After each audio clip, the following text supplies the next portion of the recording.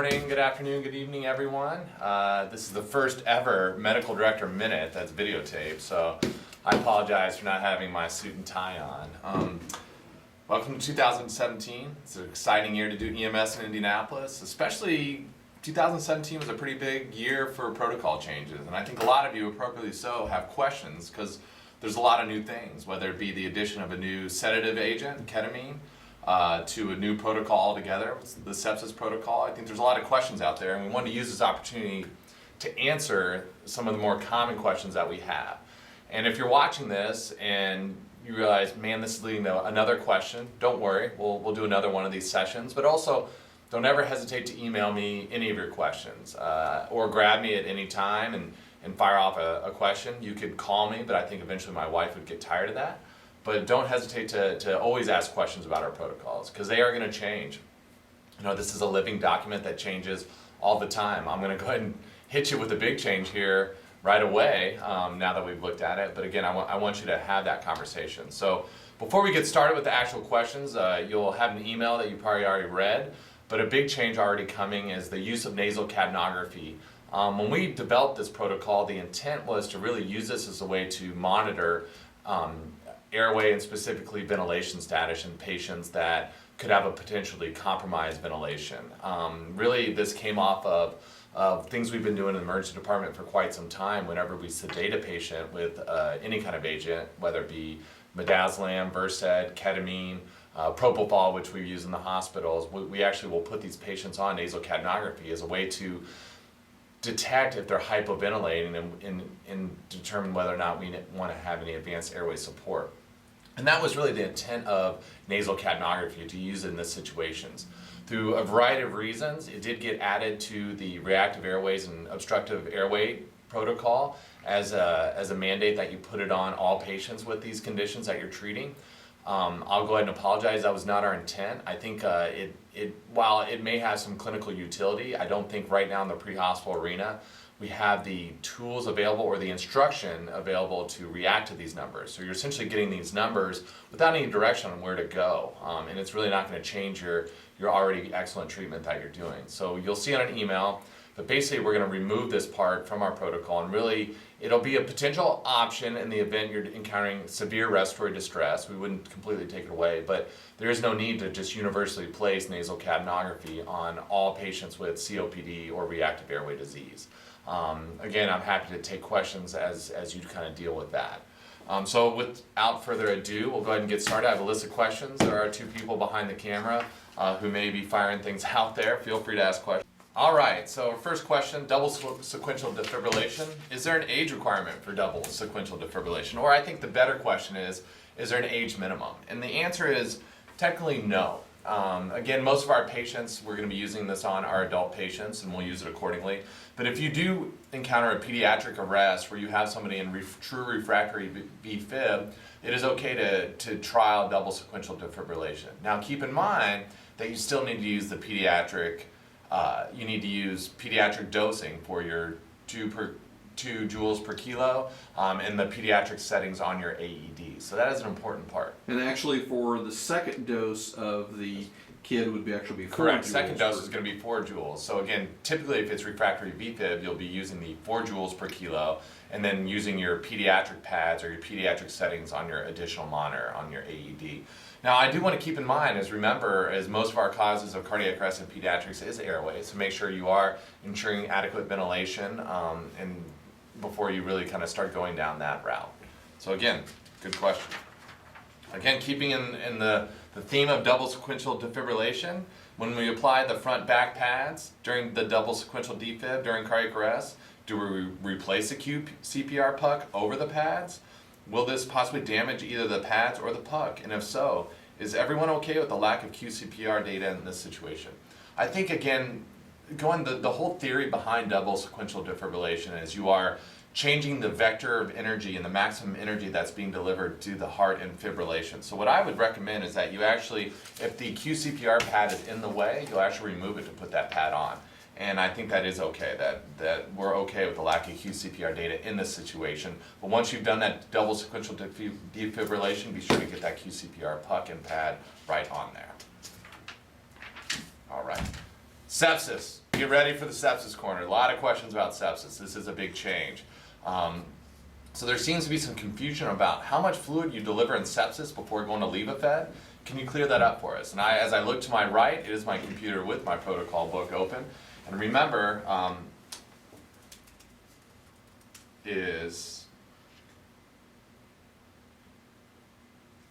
so our sepsis protocol, and I'm reading from it, is remember, once you've identified sepsis, again, using those parameters, so suspected infection, that's got to be number one. Am I suspecting an infection?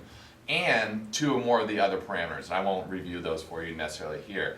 You can get an IV, you can give 500 milliliters bolus of normal saline, repeat the bolus if their blood pressure is less than 90, but don't exceed 2 liters. So again, you need to essentially get to 2 liters before you go to Levophed. Again, if your blood pressure is less than 90, after 2 liters of IV fluids, call medical control and consider adding Levophed in there. Does that make sense? Makes sense. All right, great.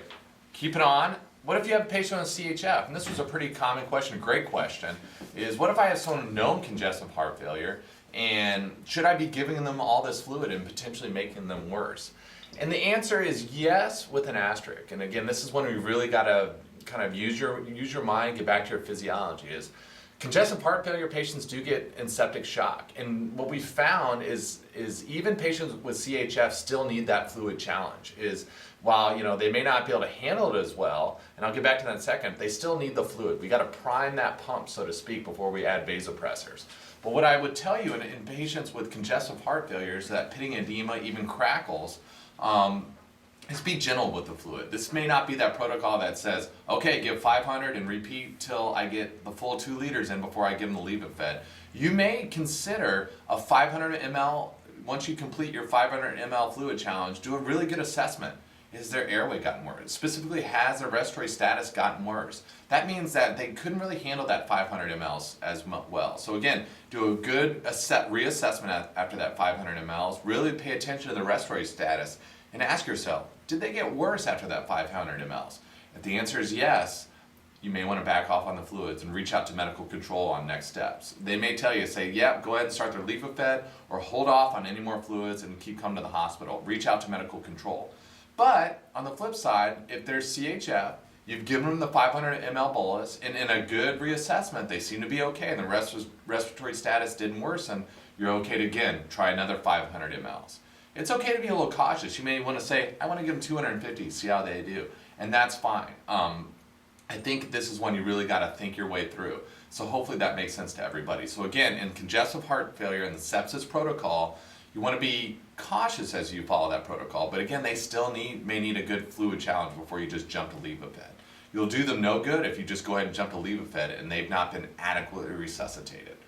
So even that patient that's, say, pneumonia, got crackles already, you're going to go ahead and give them the start for the fluid challenge? challenge. I would. And again, that's exactly what I would do in our resuscitation room, is I'd give them a fluid challenge, see how they do. If they get worse, that may tell me they're fluid overloaded enough. They can't handle this volume that I necessarily give them, and I may go to support, or I may go to Levophed. So again, it'll just be a little more cautious when you're dealing with a congestive heart failure patient. You know it, sepsis is still going on. So the next question is, you have a dialysis patient who's in septic shock, which I think we will encounter often. Dialysis patients are very, very high risk for going for septic shock. They get, think about it, they get catheters 3 days a week, or they have indwelling catheters. They have a whole host of reasons to get infection, and they're very commonly will go into septic shock. But if you have someone who's a dialysis patient in sepsis, should you go ahead and give them the full 2 liters, or should you consider going to Levophed early? Great question. I'm going to go back to what we told you with our congestive heart failure patients. What I would tell you is get the 500, do a reassessment. Are they handling that fluid okay? Or did your fluid bolus somehow seem to make them worse? If you think your fluid bolus made them worse, call into medical control early and ask for direction. Should I go ahead and start my pressor here? Should I give them a 500 cc bolus? Something like that. Another good question to ask in these dialysis patients is, and you should be asking anyway, when was the last time you dialyzed?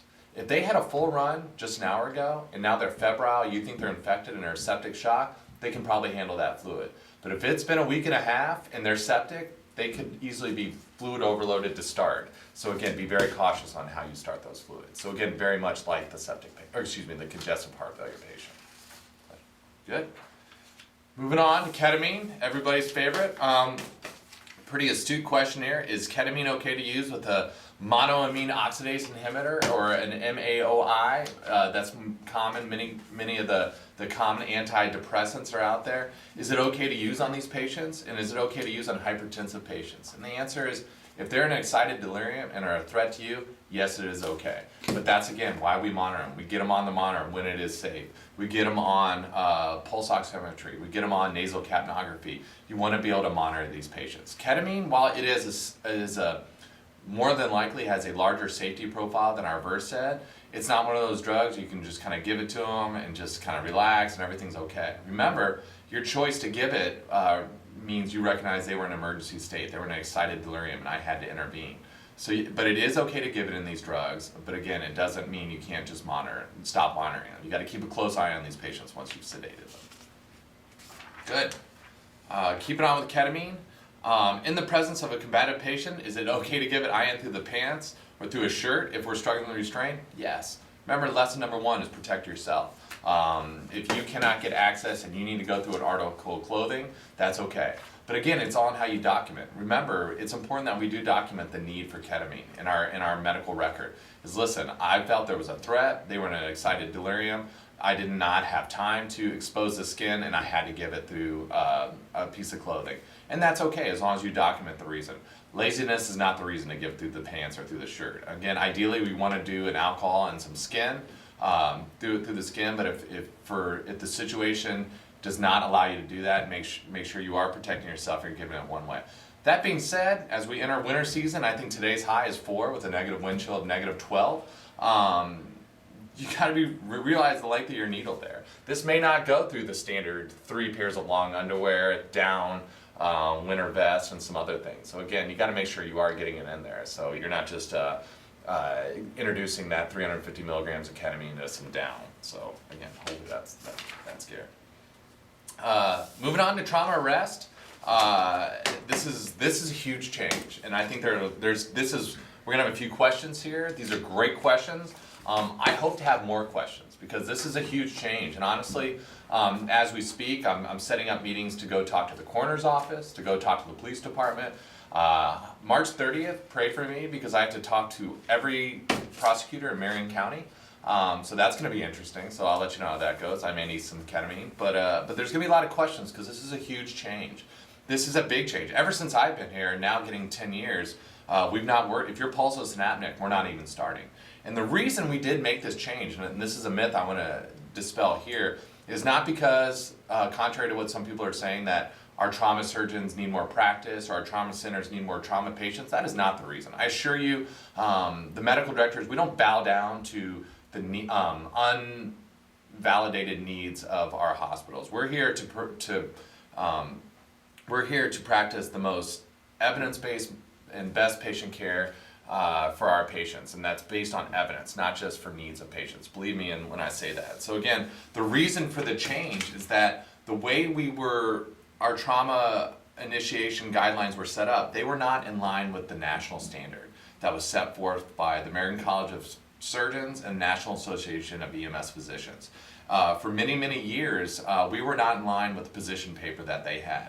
And again, position papers are essentially the national guidelines. This is what folks from the medical community, the legal community, the hospital administrative community, these are the things they point to when they say, what is the standard of care? And for many years, we were not in line with that. So again, our change in the protocol had more to do with aligning with the national guidelines than to somehow get more trauma patients to our local trauma centers. So with that being said, there's a good question is with the trauma resuscitation, if our initial rhythm's PEA with a rate of 40, so meets initiation criteria on extrication, by the time we get them out and they drop to 20 or even asystole, do we transport? What I would tell you is once you've started the resuscitation, I would continue on to the hospital. If the situation warrants, and you have a question, it's okay to reach into medical control and say, listen, this person started at 40, they started slowing down, we've now extricated, we're 10 minutes into an extrication, we got them, and now they're asystole. Do you want us to still transport? That's okay. It's okay to call in. And again, you're going to get variable answers depending on the day and who picks up the phone, and that's normal. But again, it's okay. Don't feel like you have to be on an island to make this call. We've let our trauma centers know about this change.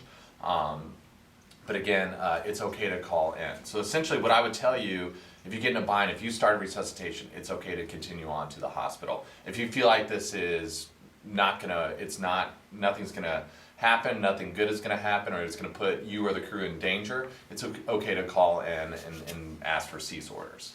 So again, hopefully that cleared that up. Trauma arrest, again, another question. If someone's entrapped in an incident and they're pulseless with no obvious injuries,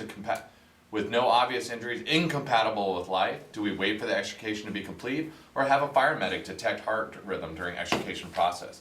Great question. This is a big issue. It's easy to throw the pads on somebody who's shot laying in the middle of the driveway when the scene is safe. But what do you do when you get there and they look dead, but you can't feel for a pulse because they need extricated? And what I would tell you to do, and we're talking to the fire department, for those of you with IEMS in Wayne Township, but we are talking to the fire department, is we would recommend is someone who is safe to get in there, assess for a pulse and at least try to get some pads on them to see if this is someone who is dead or is someone who needs extrication and resuscitation. So again, if you are not trained or do not have the necessary equipment to safely go into a vehicle that there is extensive extrication, do not put yourself at harm for someone who is pulseless and apneic.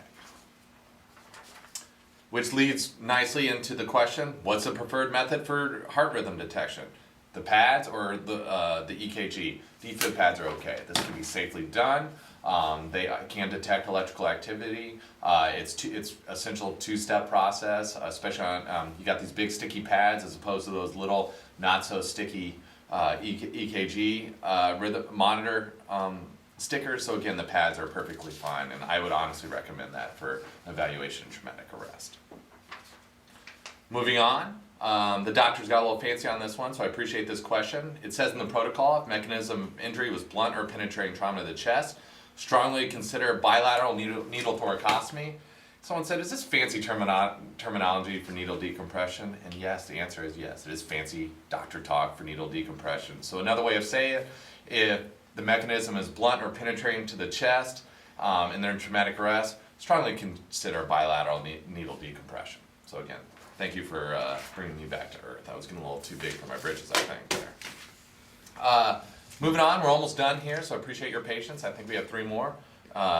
For seizure, during the last audit review I attended, they were discussing some of the new protocols, and they had a question regarding the wording for the seizure patients needing capnography, and that this meant all seizure patients were requiring ALS transport. The physician who was doing ANR said she did not think ALS would be needed for all seizure patients, but it would be good to have to get back to me on that. She said that she felt that it was first-time seizure, or the patient received Versed, or the patient was just not coming out of a post-ictal state, that she would suggest capnography. But this was a regular occurrence and the patient was mentating properly, that BLS transport would be appropriate. What is the medical director's feeling on this?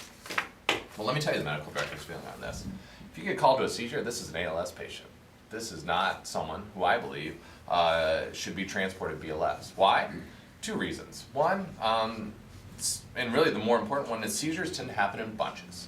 So just because someone sees and is awake and talking to you and says, yep, had my seizure, forgot my seizure medicine, there's a good chance you may throw your BLS partner in the back, and that your poor BLS partner is now left with a seizing patient, and they're going to have you pull over, start an IV. So again, in my view, these are ALS patients. Seizures are essentially ALS patients because while they may not need ALS interventions right this second, they have a high chance of needing ALS intervention down the road. So again, I would transport these folks ALS.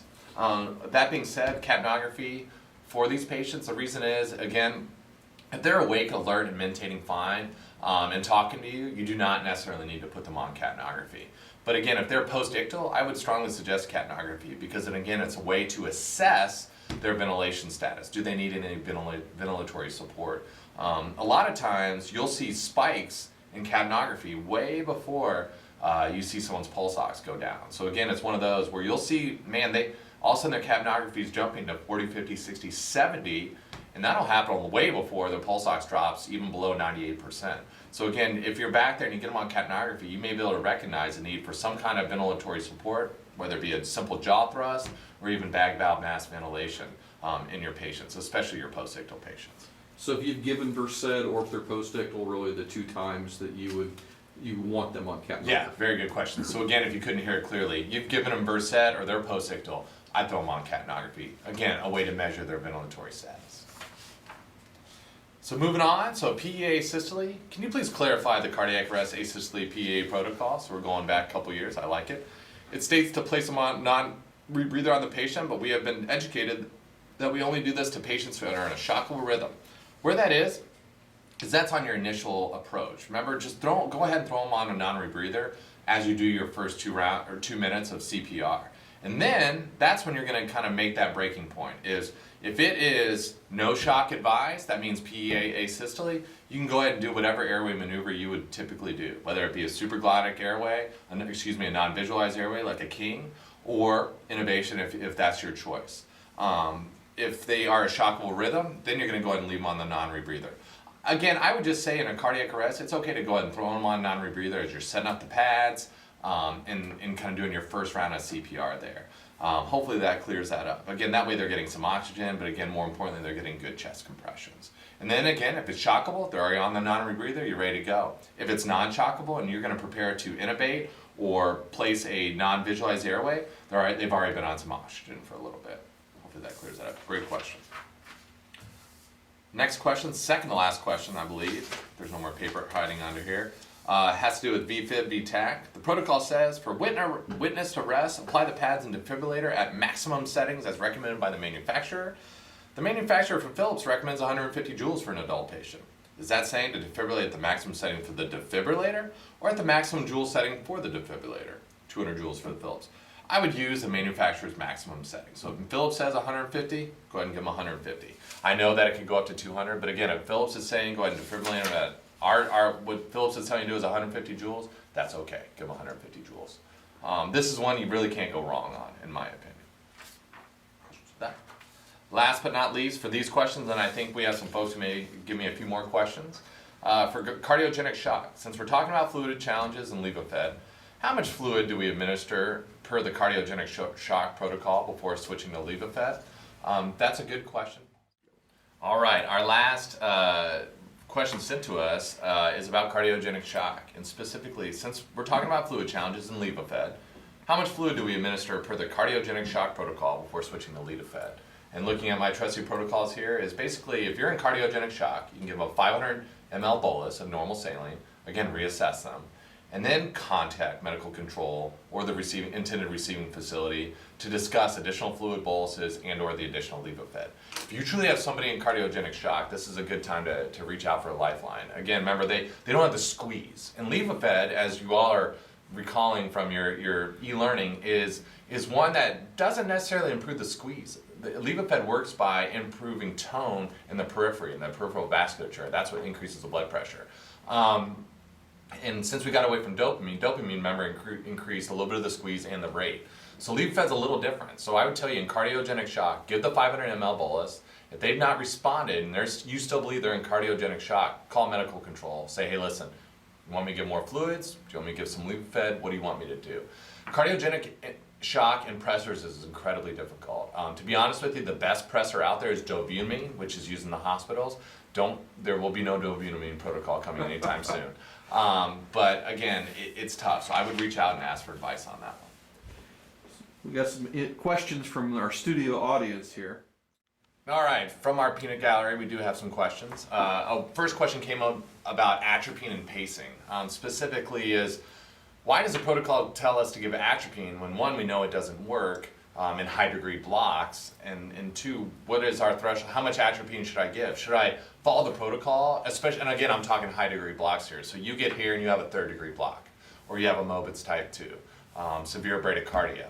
Again, what I would tell you is if you have someone who's unstable and you don't have an IV, and I'm talking real unstable, not just I'm a little dizzy, I sit up, I get a little woozy, but you know the ones. I'm on my way out the door. You are okay to bypass atropine, go ahead and set up for pacing, while at the same time trying to get an IV. if you have an IV, you have someone who's quasi-unstable, and they are in a high-degree block, you're okay to try the atropine. If you do 1 dose of atropine, and again, high-degree block, and it doesn't seem to work, I'm okay with you jumping to transcutaneous pacing. This is in line with the AHA guidelines, which again does recommend people with high-degree blocks who are unstable to go ahead and skip atropine and go right to pacing. So again, what I'm telling you here, unstable patient, you get there unstable, and it's a high-degree block, not just a sinus Brady or maybe a Mobitz 2, a Mobitz type 1. You may try some atropine, things like that. But again, if they are super unstable and they're a high-degree block and you go ahead into pacing, that's okay. If you have an IV and want to give a trial of atropine and you really said, I gave them the atropine, it doesn't seem to work, I feel like I'm going to be wasting my time giving more atropine, and you want to go ahead and pace, that's also okay. Again, we're talking high-degree blocks here. And again, we may decide to clean this up for the 2018 protocols. Next question, a good question had about our STIMI alerts. You know, this is always tough. You guys get put on this island of calling STIMI alerts, and what do the hospitals do, and are you calling it from the field, and things like that, and what to do when it's a left bundle branch block. You know, you get someone with chest pain and you're like, whoops, there's a left bundle. Should I call it a STIMI alert? Well, the protocol tells me to call it a STIMI alert, and the hospitals, they don't seem to care. You know, what do I do? What's a paramedic or an EMT to do? Hopefully a paramedic if you're suspected STIMI in the back in our system. And here's what I'll tell you is if you have someone, you got to look at the patient. If you have someone in your mind before you even put that 12 lead on, you're like, man, this person, they have the risk factors, and the clinical picture looks like they're having an MI. And you, lo and behold, you get a left bundle, go ahead and call it a STIMI alert. Tell them, say, I'm bringing you a STIMI alert. It is someone with severe chest pain, looks bad, they have what I can see is a new left bundle branch block. Go ahead and call it STIMI alert. We got your back every time.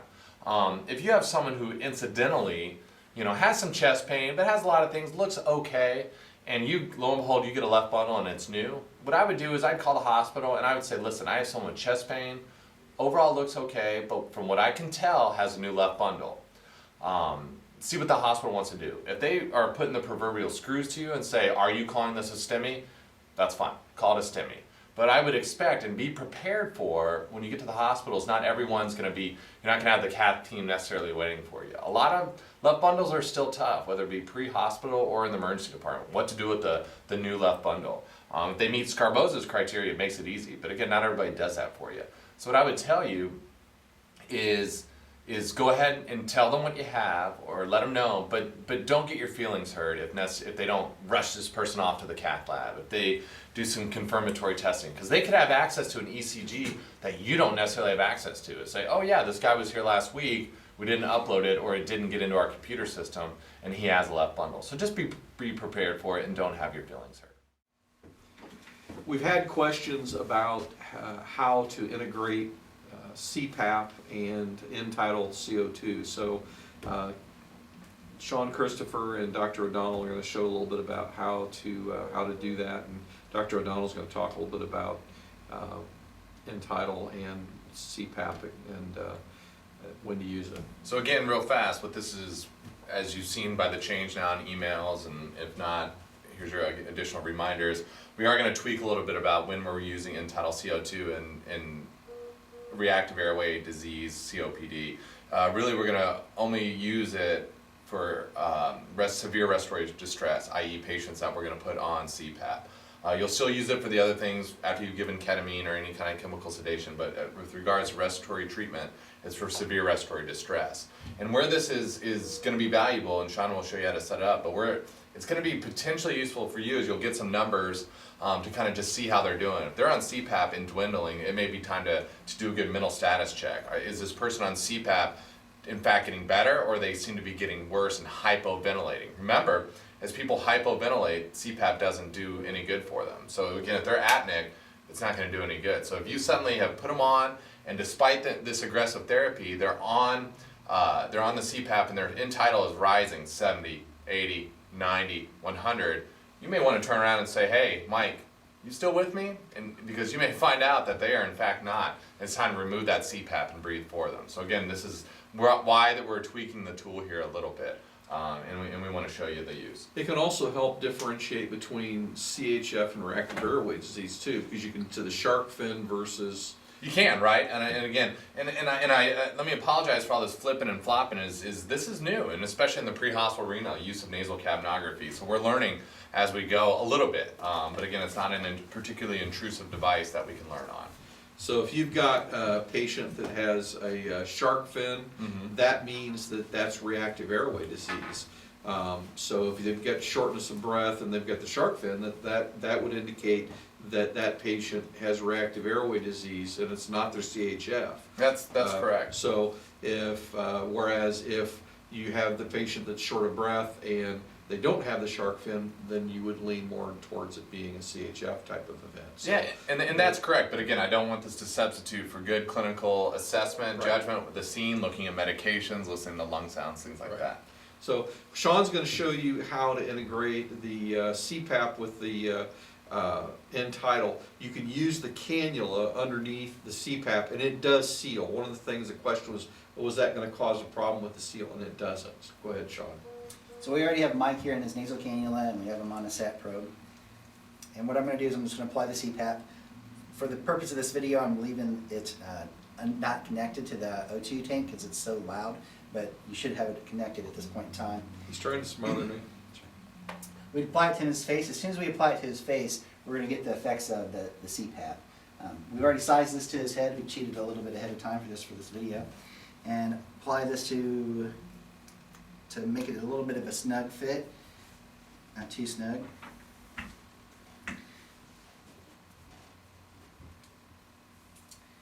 And what we've seen here in our testing is that really, as long as the nasal cannula is positioned properly, with the bulb around the mouth and the prongs in the nostrils, we didn't see hardly any dilutional effects. However, CPAP does produce a lot of airflow, and so you could potentially see some dilutional effects where your end-tidal CO2 numbers drop initially.